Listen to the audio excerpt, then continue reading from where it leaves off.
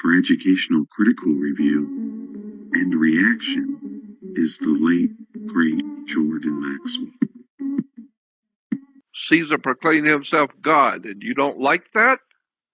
You got some problems with that? Well, that's the same thing that happened in Egypt. The pharaohs declared themselves actual incarnations of God.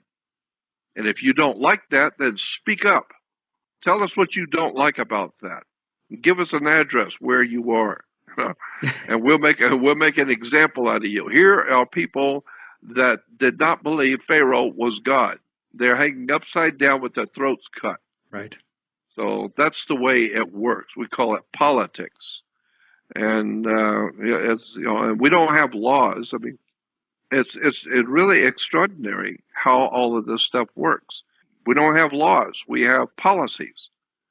See, a corporation like General Electric, for instance, or the United States government is a corporation, a company. Well, companies do not have the clout to declare a law.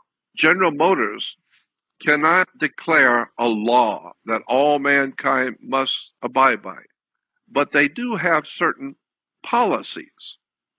And so their policy is that you have to be to work at 6 o'clock in the morning, and you take off for lunch, and you go home at a certain time, and you do certain things during the day, and you fill out this order, and you do this and that.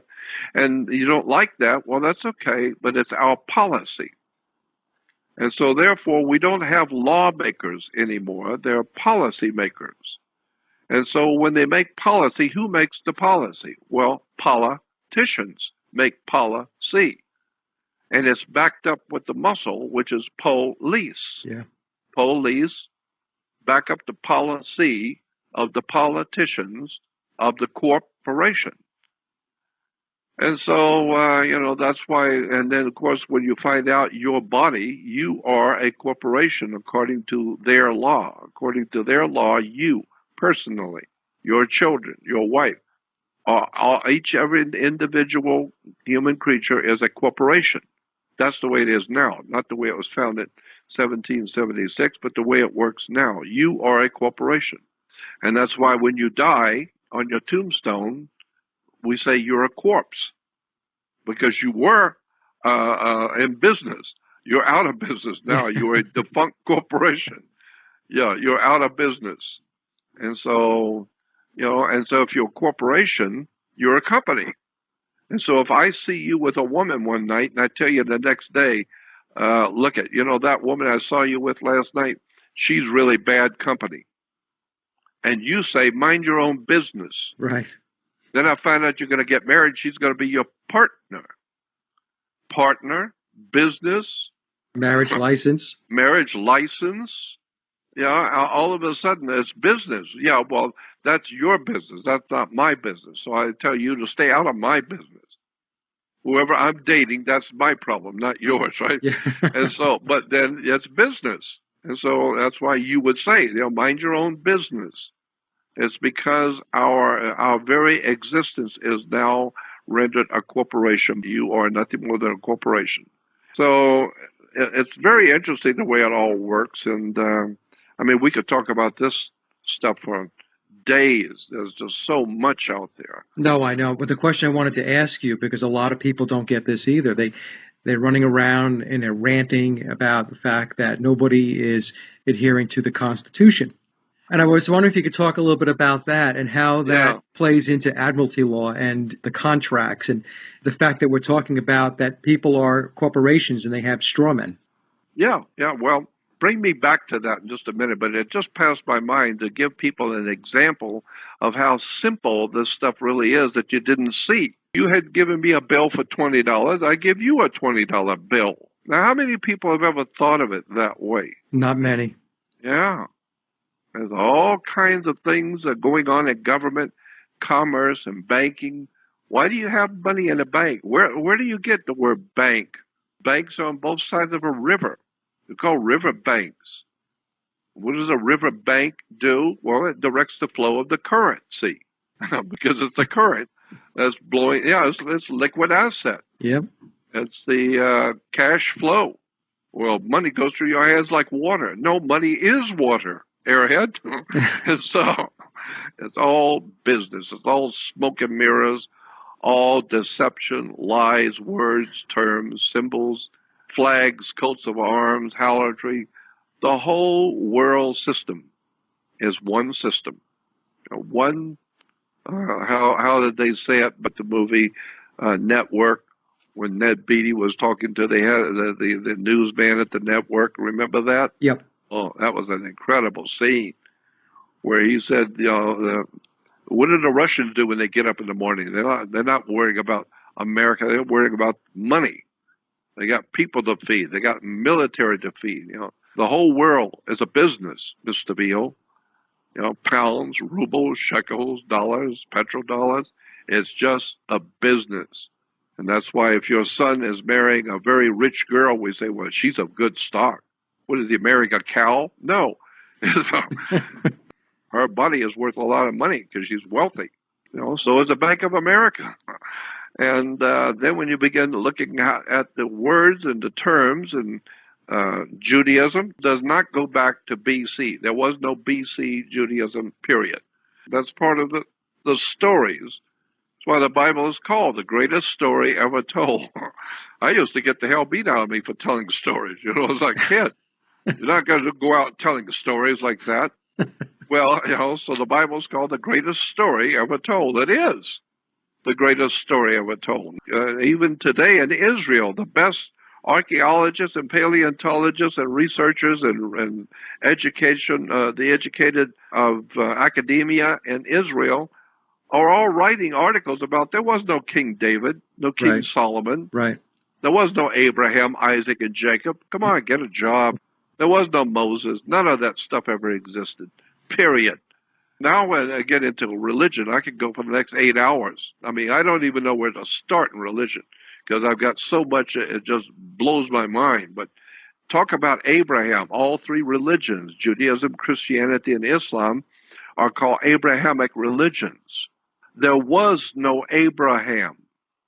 Abraham never existed. There was no such a man named Abraham. And he did not have a wife named Sarah. But if you do some research, which most people don't have time to because the football comes on at 8 o'clock, we don't have time to do any of that silly nonsense like reading a book and studying. That's for screwballs like Jordan Maxwell, who spent 75 years in libraries reading. And so when you find out that Abraham, actually, all three religions, Judaism, Christianity, and Islam, come directly from India. India is the mother of all three world religions today. Hindus. You better go back and look at the Hindu religion because they're the ones who gave birth to Judaism, Christianity, and Islam. All three are based on Hinduism.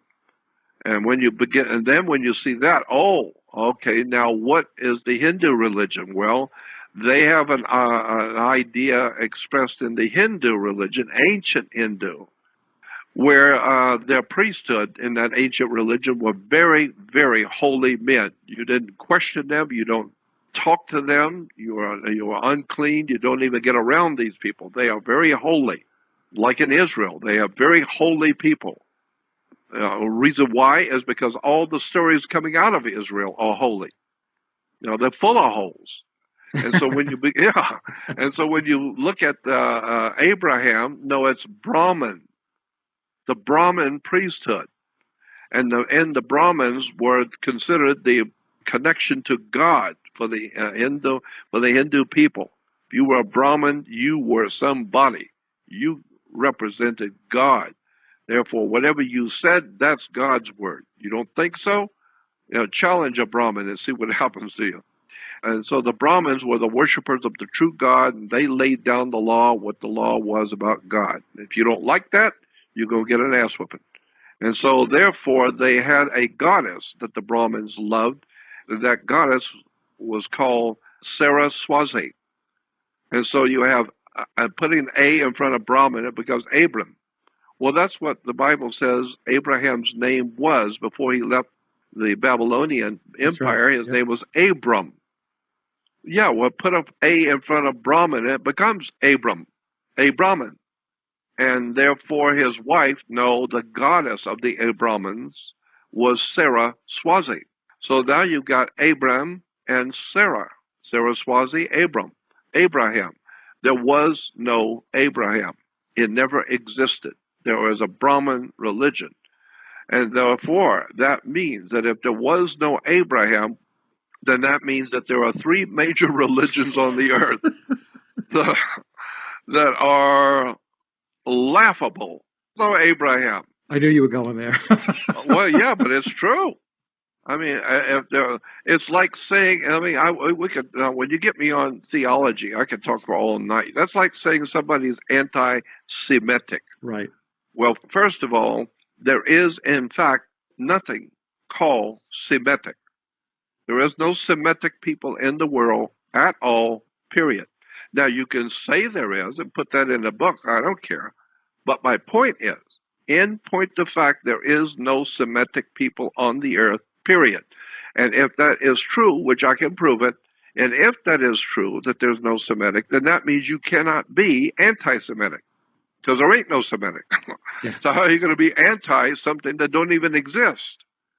And how do I know that there's no Semitic? Because the very word Semitic comes from one of the sons of Noah. And Noah and his ark. Remember the Noah and the ark? And there were 3 sons and 3 daughters. Yep. And there was only 8 people that saved alive on the ark. Well, one of the sons was Shem, Ham, and Japheth. And so the offspring of Shem over the thousands of years became Shemitic. But in Anglo-Saxon, we say Semitic. No, it's Shemitic. But if there was no Noah and no ark, and he didn't have 3 sons, and it's a wonderful story, the Bible is the greatest story ever told. Yeah, it's a story. And then you find out, no, there was no Noah. There was no Noah. Yeah, there may have been great floods. I mean, sure, that we know. And, the sun draws the water and it rains and it becomes a flood and the water moves around the earth. So I'm not saying there wasn't a great flood. I'm just saying there was no Noah and he didn't have an ark. Therefore, if there's no Noah, then there was no Shem. So therefore, there's no Shemetics. So therefore, there is nothing as ludicrous in front of anybody, if you're educated, to say that somebody is anti-Semitic when there ain't no Semitic. It's based on Shem, and Shem was just a story. It's just an extraordinary situation that has arisen in the world, which basically boils down to this. All the problems in the world, and this is a flat statement, all the problems in the world, from my viewpoint, is based on one simple problem: ignorance, education. When you're not educated and don't know the facts, you go off and believe all kinds of stuff. You end up in jail or shooting somebody, or your kids are on drugs, and there's alcoholism everywhere, and the country's falling apart. Why? Because the whole human race realizes in their psyche, they realize everything they believe is a lie. I mean, I think what Rodney Dangerfield is funny the way he said it. Rodney Dangerfield says, faith. What is faith? And he said, faith is that wonderful quality that allows you to believe something you know is bullshit. But so I'm saying the same thing. We have faith, but there's another kind of belief system called Gnosticism. Gnosticism is a faith also, but it comes from the Greek word gnosis, which means to know. That's why if you're a Christian or you're going to a Christian church, they go to a new church and they'll ask you, well, how long have you been a believer? Are you a believer? Why do you call Christians believers? Well, it's because they don't know. Right. So they just believe. Well, I would prefer to know. I'd like to go back to school and get an education, learn how to read, and figure out what history is, because if you don't know what history is, then you're bound to repeat it. You'll be just as ignorant as the days are long, and so it's really extraordinary how much the human race does not know. Period. Now, when you talk like this, like I am, the Apostle Paul said, I think it's in the book of Corinthians, "Have I become your enemy because I tell you the truth?" And that's exactly right. You've got Barabbas and Jesus. And the story is that the Pontius Pilate, or the governor, takes the two prisoners, Jesus and Barabbas, and goes out before the people of the city. Everybody's there, and he says, according to your tradition, I can release one prisoner each year. So which one do you want? On the left, we have Barabbas, and then we have Jesus. On the right, he's referred to as the truth and the light. Which one do you want? And it says, with one voice, everyone in the city said, give us Barabbas, which means symbolically, they're not interested in the truth and the light. Right. That's bad for business here. We don't want no truth and light. We want Barabbas because he's just like us. We can buy him off. He can be bought off. He's a criminal, and so he won't jump on me for being a criminal because he's a criminal. Yeah. So give us Barabbas. We don't want no Jesus with no truth and light. Hell, we'll nail him to a cross, nail him to a stake, and watch him die.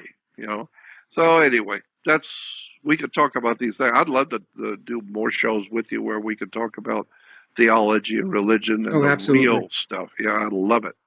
I love doing this. Your research, did Jesus exist? No. I believe that Jesus is a metaphor, which is a symbolic story filled with symbols, symbolic metaphor. And you need to understand that. But instead of jumping on me for that, let's do another show just on that subject of the metaphor of the New Testament story. It's an incredible story. It's a metaphor. It's an encoded, you hear all the stuff about Bible codes and this Bible code and that Bible. Yeah, that's true. There are codes. But the biggest one, you just stumbled over and didn't even see it. That the entire New Testament is a metaphor. Yeah. It's a symbolic story that you don't get. You look with your eyes, but you didn't see. You listen with your ears, but you didn't hear. And with the heart, you don't get the sense of it. And that's why today you've got Christians killing Christians all over the world, Muslims killing Jews, Jews killing Muslims, people all over the world killing themselves a religion, which is by their fruits. You shall know them. All of this activity and all this terrible stuff going on tells me that nobody of the three major religions knows what they're doing. All they're doing is saying everybody else is full of bull, and we've got the whole truth. By their fruits you shall know them. The fruitage of all three major religions that come from India is bloodshed, violence, drug addiction, alcoholism, wars, violence, rape, plunder, and stupidity.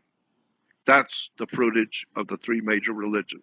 I want to get into all this stuff. I'd love to get into the real story behind Jesus, where it really came from, and what it actually means. But that's going to take a couple, 3 shows to do that. If you are open-minded and want to hear it. No, absolutely. And I've done a lot of research myself in that area. I would be happy to have those shows with you and go through that, because I think that's very important. Now, I also wanted to say that in your work and in your presentations in the past, you have said to the audience that what's contained in the Bible is very important. Extremely important. Hidden in plain sight. That's why the Bible has people coming to Jesus, and they ask Jesus, why do you speak in riddles? You're always speaking around. You don't actually tell us what you're thinking. You speak in riddles, and why do you do that? And he said, I do that because I don't want you learning the secrets. There's an encoded story there. And if you haven't done your homework and you don't understand the words and the terms and the symbols and what the whole of the New Testament is really all about, the hidden symbolism. Why did Judas go out and kiss Jesus? You got a grown man going out and kissing another man. What's that all about? Well, he went out to turn Jesus in to the authorities. Right. But it doesn't say that in the Bible. It says that Judas went out and kissed Jesus to betray him. Not to turn him over, not to point him out. If Jesus was the Son of God and healing the sick and raising the dead, everybody in the Roman Empire would have heard about him. So you don't have to tell us where he is. We can see him. We're in this little town where Jesus is supposedly living. It only has about 300 people in it. It's about 1 mile across. It's not like the south side of Chicago where we got to go. Yeah, well, we got to go looking for him and put out the cops to go looking for him. He's Put right an over APB there. out. Yeah, right.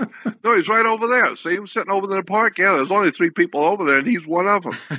Well, okay, you go out and kiss him and tell us which one. No, they already know which one. They already know who they're looking for. Well, then why did Judas go out and kiss Jesus? To identify him. No, he didn't identify him. You don't need to identify a famous man who raises people from the dead. You don't have to identify. Betrayed him, not identify. What does that mean? Well, we'll talk about that later, another time. This has been fantastic. It really is. I love speaking with you. And we'll do the other shows, and we'll really get into it because I wish said, you would. It'll be fun. I will. It will be fun, and it's very, very good and very important information.